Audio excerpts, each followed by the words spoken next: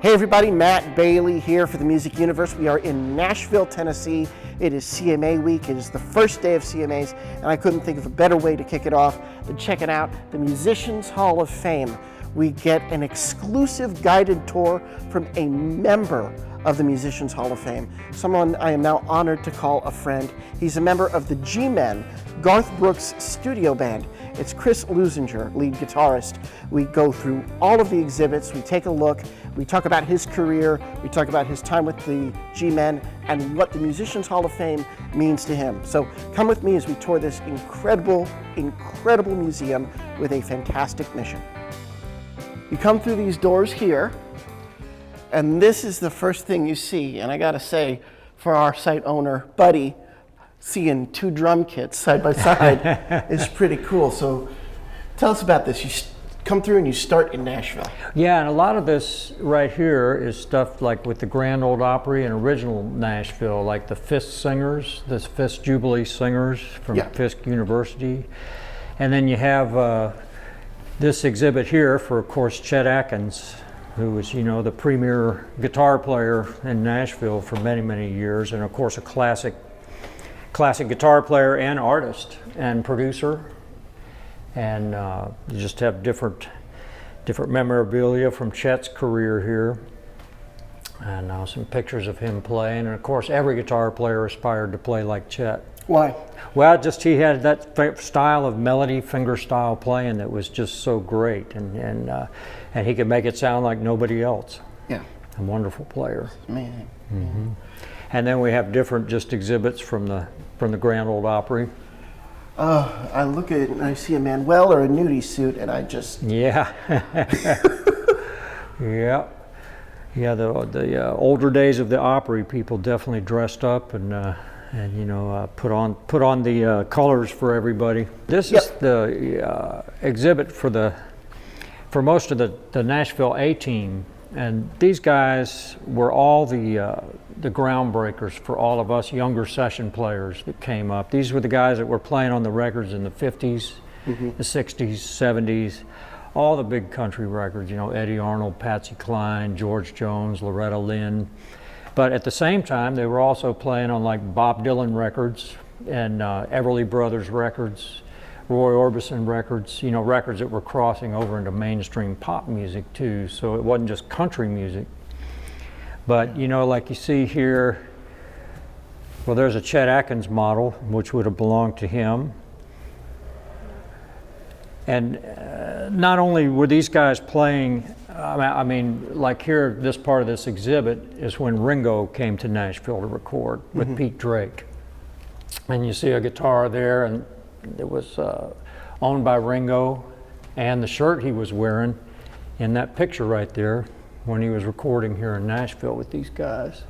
I've always wondered, what are these flat tops? Are they dobro? Are they considered dobros? Are they considered lap steels? What are they when they have the hubcap in them? That one right there is considered a dobro. Okay. That one belonged to Barbara Mandrell.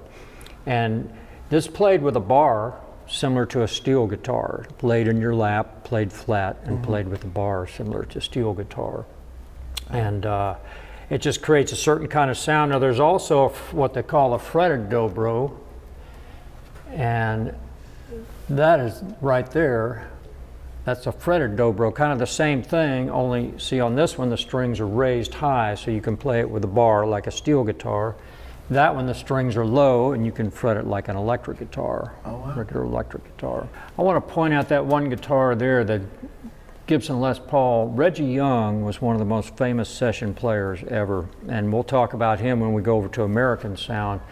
But that particular guitar right there, when you hear the hit record Drift Away by Dobie Gray, that is the guitar that was used, that Reggie used to play on that record. So that's one of the wonderful things about this museum to me, is that you know, the instruments are here that were actually used on a lot of these big hit records. Well, I see an instrument over here that I have to talk about. It's a cutout of a cutout, and it's been a design that has been iconic and synonymous with the gentleman that you were inducted with as part of the G-Men. Right. I see one of Garth's iconic Takamines over here. Tell me about tell me about this one, because this is the G-Men exhibit. Oh my gosh. We came over to the G-Men exhibit. I didn't even realize it. I just saw the Garth guitar, had to come over here. Yeah, this is our exhibit, and we're very grateful to Joe and Linda for this. It's an awesome exhibit, and you know, we've got some of the instruments, like that's one of Garth's guitars that he uses when he performs. And this is one of the guitars, like Mark Stevens, when you hear the song The Dance, or If Tomorrow Never Comes, that's the guitar that was played on it. I see a name that looks familiar over here. These here. are a couple of mine that I have in here. This is a custom Jerry Jones guitar.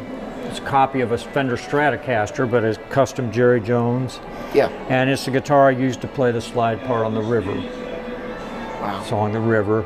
That one is a Music Man guitar, which I used to play the slide part on Thunder Rolls. Oh wow. Yeah, and so that was a guitar that was given to me when I worked with Crystal Gale in 1988, and I just raised the action on it so I could play slide, and used it as my main slide guitar for years. Oh my gosh, that's beautiful. And then that's Milton Sledge's original drum kit. Wow. That he used. But that was the main kit that Milton used on all the early recordings of Garth's records. Wow. Let's talk, just as a guitarist yourself, I'm wondering if you know, were there any benefits to the hole in his guitar being this size? Or was that just an aesthetic sort of choice for his image? I believe it was an aesthetic, you know, just so he would have a custom guitar that was just for him, you know, kind of his trademark.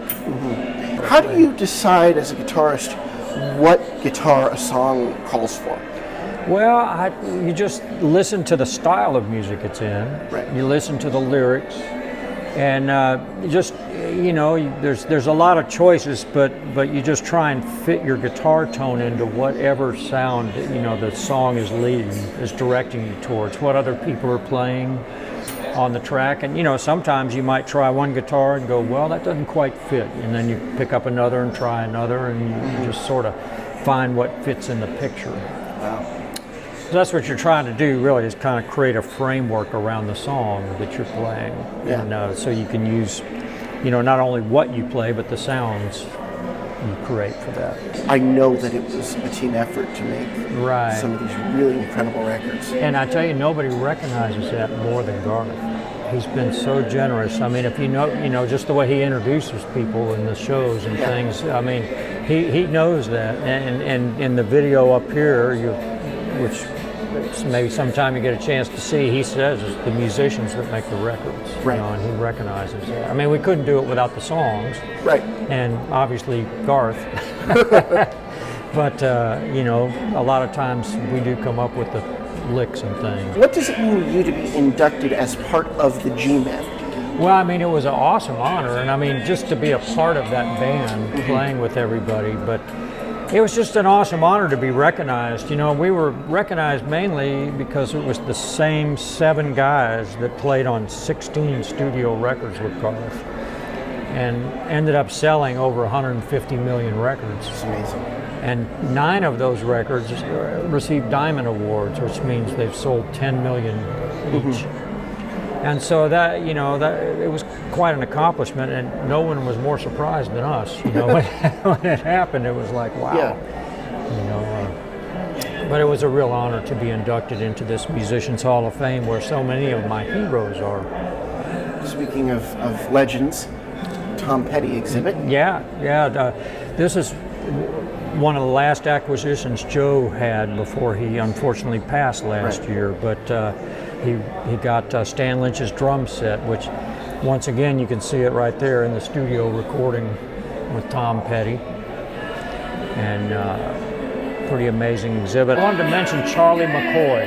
Yeah. Because Charlie's one of the most recorded musicians of all times, and playing on a lot of country music, but also like he played this bass and that trumpet on Bob Dylan records. Wow.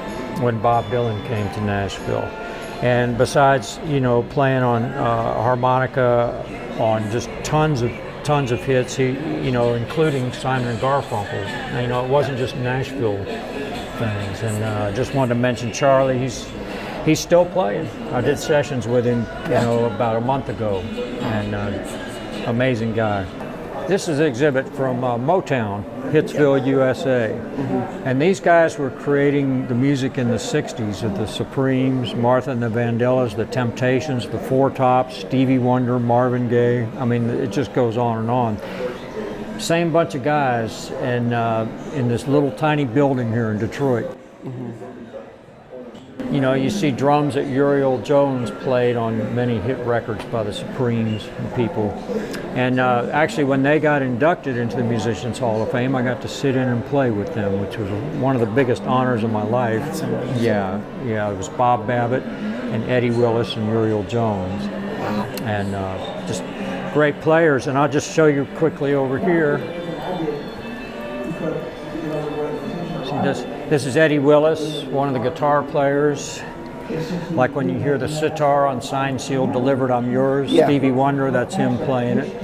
And Eddie Willis. And then around here they have one of the bassists of the famous James Jamerson. Wow. You know, when you hear the song My Girl, the opening bass lick on it, that's James playing. So, you know, just classic players, guys we idolize as younger players. This exhibit, I see more guitars. Yeah, and I tell you, these guys, this is the exhibit from the Wrecking Crew in Los Angeles. Yeah. And these are the guys that were playing on all the records from the 60s, like the Association, the Monkees, the Mamas and the Papas, the Beach Boys, just tons of different records. And these guys, like one day they might be playing on a Frank Sinatra session, and the next day playing on a session with the Beach Boys. You know, it was such a wide variety. My favorite instruments in here is this bass. And like, just look at the songs that this was used on. Up, Up and Away, Happy Together, California Dreamin', Monday, Monday, Bridge Over Troubled Waters, Lucille by Kenny Rogers. I mean, Joe Osborne's bass, he played it on all these records. Oh my gosh. And when you listen to that song Aquarius, Let the Sun Shine In, the big bass part that's on the fade out of it, that's this bass and Joe Osborne playing it. So a lot of people don't realize that before Glenn Campbell was a big star, he was a studio musician. Yeah. He was playing on Beach Boys records, Frank Sinatra records, and there's one of the amps that Glenn used. I know they have a picture here of this amp in the studio. And then some of the different guitars that Glenn used. Double neck Mosrite. What function does a double neck serve a guitarist? Well, on this particular guitar, one of the necks is a 12 string. I see. And one's a 6 string. So he would have been able to switch between the two when he was playing. Probably more for a live situation than a studio situation. Hal Blaine is one of the most famous session drummers of all times. Yeah. Like when you hear the big toms on Bridge Over Troubled Waters, or when you hear the Beach Boys, Help Me Rhonda, and you know, Frank Sinatra records, all sorts of different records. And Hal was probably one of the most recorded drummers in history. That's awesome.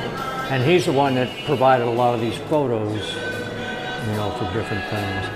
Have to point out Jim Horn, famous horn player. I mean, if he played the flute part on Going Up the Country, Canned Heat, and played the flute solo on California Dreamin'. And then he played with every Beatle separately. He never played with the Beatles, but you know, there's a picture of him with George. When you hear all the saxophones on the George Harrison records, that's. And I want to point out here, our buddy Steve Lukather. Oh yeah. The man, I want to get your opinion on this. I think he's one of the most underrated, underappreciated rock gods, guitar gods. Yeah. Just Toto's amazing, and every time I get to see him on stage, it's just like, that is supernatural. Yeah. Well, he is. I mean, guitar players like him, I always like to say they're from another planet, because you know, I could practice for 100 years and never play like that. It's a gift. Of course, they put in the hours to get it, but it's a gift for sure. And he's just a natural at it. He makes it look like so easy. And you know, he also, all the records he played on in the 70s and 80s that he played classic solos on, you know, the Boz Scaggs records and different records like that. Oh yeah. When we came in here, Lido Shuffle was playing, so yeah. Yeah. A Toto pedal rig. Yeah, Dave Hunt. You know, Dave moved here in the late 80s, early 90s, and was a great addition to the session players here. Here's another player, Tommy Tedesco. Tommy was one of the most recorded guitar players of all times. Like that's when you hear the opening to the TV show MASH. Yeah. That's the gut string guitar. Tommy was famous, if you listen to a lot of what they call the spaghetti western movies, you hear the blazing gut string guitar, like Spanish licks in there. Tommy was famous for that, playing on lots of movie soundtracks.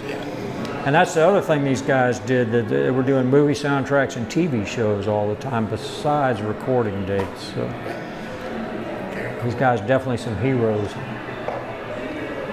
It's amazing.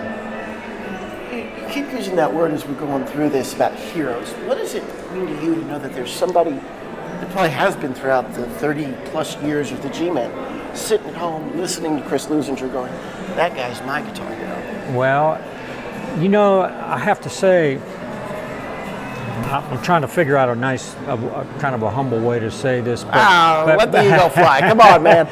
But people, you know, it's very gratifying, rewarding to know that I've been able to influence somebody in their guitar playing. Yeah. You know, I had so many influences in my life, and it was a big deal to me for somebody to say to me, "You were an influence on my playing." I'm very grateful for that. Yeah. Grateful that I could be an influence on somebody. Bono. Yeah. Oh my gosh. Yeah. That's one of the newer exhibits here. Yeah. It's great.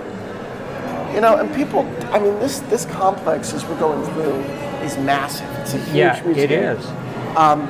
And I don't think a lot of people know that it's here because it's down here at Municipal Auditorium, and it moved here. And I know that you have been championing the preservation of this museum. Right. Talk a little bit about, as we're walking through here, your history with the museum and why it means so much to you. Well, you know, I met Joe Chambers way before this became a reality here. He was a songwriter, and Joe and I became friends a long time ago when I played on some demo sessions of songs he had recorded. But Joe and Linda opened the original Musicians Hall of Fame, 2006, with just a vision of celebrating the background players, the studio musicians, the touring musicians who actually create the music behind the artists. And so, you know, Joe and I were just good friends, and his vision, I mean, he had such a passion and perseverance for it, you know. He overcame so many obstacles to make this happen, he and Linda, that, you know, I just respected the man so much. And he was a dear friend, and I just believed in the museum, and really, you know, anybody that would want to put so much effort and support into celebrating us, the backup players, you know, it just made me want to work hard to help him succeed. So this is Muscle Shoals. And you know, the guys in Muscle Shoals, I mean, we're talking about Aretha Franklin, Bob Seger, Paul Simon. You know, and these guys were laid back Alabama, but people would come from all over the world to record with them. Boz Scaggs, Rod Stewart, and David Hood, Roger Hawkins, Jimmy Johnson, and Barry Beckett were the main guys. I see a cool coat. We have to go over to a cool coat. That's my thing. Paul Schaefer. Yeah, Paul. Classic musician. I mean, years and years on the David Letterman show. Yeah. And I'm trying to remember, you know, I've had the blessing of playing all the induction ceremonies except one. Yeah. But I think it was 2 induction ceremonies ago. Paul came down and was the MC and the band leader. Oh, neat. And he was such a nice guy, such a cool guy. And we really enjoyed hanging. It was an honor to get to hang with him. And, and he played great B3, and we had a lot of fun. And you talk about those induction ceremonies. They don't happen every year, which kind of makes getting inducted into this Hall of Fame extra special. Yeah, it does. And they just try and do them, you know, it usually comes out once every 2 or 3 years. Of course, the pandemic put a wrench into it the way it did everything. But, you know, every 2 or 3 years they do, and they're really special ceremonies. I mean, wonderful nights of entertainment. it's like entering the record, which Yeah. I love. It's, Yeah. it's Do you love this place? I mean, yeah. this is your first time Yeah, here, right? you're seeing the genuine reaction. I said to Chris just now, I said it's like entering a record. It's like stepping into how the sausage gets made. Yeah, exactly. You got the Country Hall of Fame and the Rock Hall of Fame for the artists themselves, the songwriters. This is where, when you hear the record, you want to break it down. Come see the instruments. Come see the artifacts. This is incredible. Yeah, I mean, these are the instruments that were played by the people that made all that music. Yeah. And this part of the museum is the Sun Records, which, of course, where rock and roll started. You know, with Elvis, Jerry Lee, Carl Perkins, and have over here. It suddenly dawned on me that Oh, this is the one that this is what recorded Elvis's first record when he came in. Oh my gosh. You know, he came in to record a record for his mom at Sun Records before he ever, you know, auditioned for them. And so this is the machine that he recorded it on. Did you listen to blues growing up? Blues, yeah. I actually, from about 17 to 21, 22, was just a blues nut. Once I discovered Mike Bloomfield, Peter Green, you know, Eric Clapton. This desk is a replica, but Marion was the secretary at Sun Records. And when Elvis came in and made his disc for his mom, and Marion, Sam Phillips was talking to her and said, you know, I'm looking for a white young singer that can sing like black soul music, blues. And she said, well, what about that guy Elvis that came in the other day? You know, he sang pretty good, you know. So she was the one that kind of said, why don't you try him? Yeah. And then, of course, when you think of Elvis, you can't help but think of Scotty Moore. Right. Because Scotty Moore is the one that played all those awesome rockabilly guitar licks behind all those original Elvis records. And there's one of Scotty's guitars that he's playing in that picture with Elvis. And Scotty Moore and Bill Black were the original two guys that played behind Elvis. Speaking of people playing behind, was it rare in the 90s for session musicians to be as consistent with an artist as you guys were with Garth? I mean, to have every musician the same across every record, was that rare, or did other artists do that as well? Well, it's extremely rare for as long as we've done it with Garth. Right. Like usually you would do 2 or 3 records with an artist, and then they would change. They would want to change. They'd go, we got to do something new. So we'll get a different producer. We'll get different musicians. They would change everything up. In Garth's case, he wanted to keep everything the same. And I think he said the other night, I thought we'd record about 150 songs with him. He says it's more like 250. And when you think of recording that many songs with one artist, it's just amazing. And it's just a blessing. He's the most loyal artist on the planet. So this is one of my favorite exhibits. This is Stax of records, you know, and these were the records that I really cut my teeth on. Wilson Pickett, Sam and Dave, Otis Redding, and of course Steve Cropper, the guitar player, was one of my biggest heroes. And these are the guys, when you see this drum set, that was used on just tons of those records, original records. Very cool. Very, very cool. And then when you hear those horns, it's the Memphis Horns. Wayne Jackson and Andrew Love, the two guys. You hear those horns on In the Midnight Hour or Soul Man by Sam and Dave. Those are the guys that did it. Making up the parts, you know, they weren't really written out parts. Like a lot of times somebody would have an orchestrator write out horn parts and stuff, and in these guys' case, they were just making them up. Well, that's one of the things, again, going back to Garth, not to harp on it, but he is one of the most open people about how the process works. Right.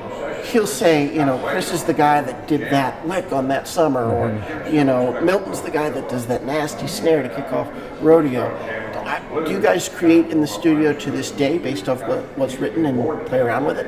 Well, yeah, I mean, we do 99% of the time when we first hear a song from Garth, it's just him sitting there with an acoustic guitar playing it for us.